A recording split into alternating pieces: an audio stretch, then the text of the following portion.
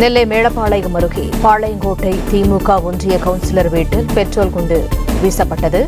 ஒன்றிய கவுன்சிலர் வீட்டின் மீது பைக்கில் வந்த 4 பேர் பெட்ரோல் குண்டுகளை வீசிவிட்டு தப்பி ஓடியதாக புகார் தெரிவிக்கப்பட்டது.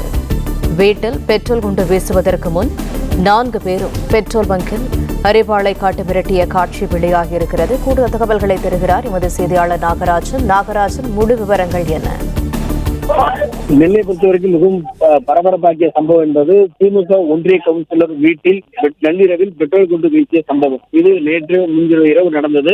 இந்த சம்பவத்தை தொடர்ந்து காவல்துறையினர் தீவிரமாக அவர்களை தேடி வருகிறார்கள். இந்த 4 பேர் யார், அவர்கள் ஏன் இவர்கள் ஒன்றிய கவுன்சிலர் வீட்டில் பெட்ரோல் குண்டு எறிந்தார்கள் என்ற கேள்விக்கு விடை காணும் முன்பாகவே நெல்லை டவுன் பயில்துறை அருகே இருக்கக்கூடிய ராயல் என்ஃபீல்டு அந்த பைக் ஷோரூம் முன்பாகவும் அதே பெட்ரோல் குண்டு வீசிய நபர்கள் அதே 4 பேர் தான் வீசியிருப்பதும் தெரிய வந்தது. அது எதனால் வீசப்பட்டது என்ற கேள்வியும் மிகப்பெரிய அளவில் எழுந்துள்ளது.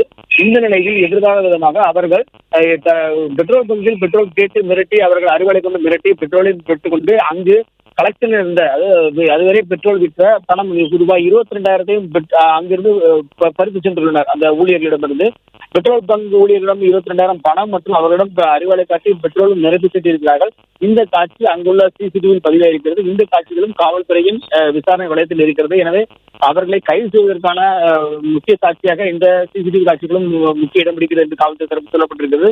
மேலும் இவர்கள் வேறு எங்கெங்கு சென்றார்கள் என்பது குறித்தும் வேறு ஏதேனும் குற்றச்சம்பவங்கள் ஈடுபட்டார்கள் என்பது குறித்தும் தொடர்ச்சியாக சிசிடிவி பதிவுகள் மூலமாக கண்காணிக்கப்பட்டு வருவதாக காவல்துறை தரப்பு சொல்லப்பட்டிருக்கிறது.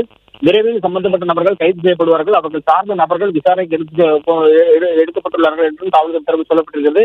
எனவே அந்த இருசக்கர வாகனம் அந்த பைக் ஓட்டி வந்தவர்கள் அந்த பின்னால் 3 நபர்கள் அறிவோடு இருந்தவர்கள் குறித்த விசாரணையை காவல்துறையினர் தீவிரப்படுத்தியிருக்கிறார்கள். பெட்ரோல் பங்கில் மிரட்டி அறுவாளை கொண்டு மிரட்டி அந்த பணம் பறித்து சென்ற சம்பவம் மற்றும் பெட்ரோல் எடுத்துக்கொண்ட சம்பவம் என்பது மிகப்பெரிய பரபரப்பு ஏற்படுத்துகிறது. இந்த காட்சிகள் சிசிடிவி காட்சிகள் மிகவும் ஒரு பதட்டத்தை ஏற்படுத்தி இருக்கிறது.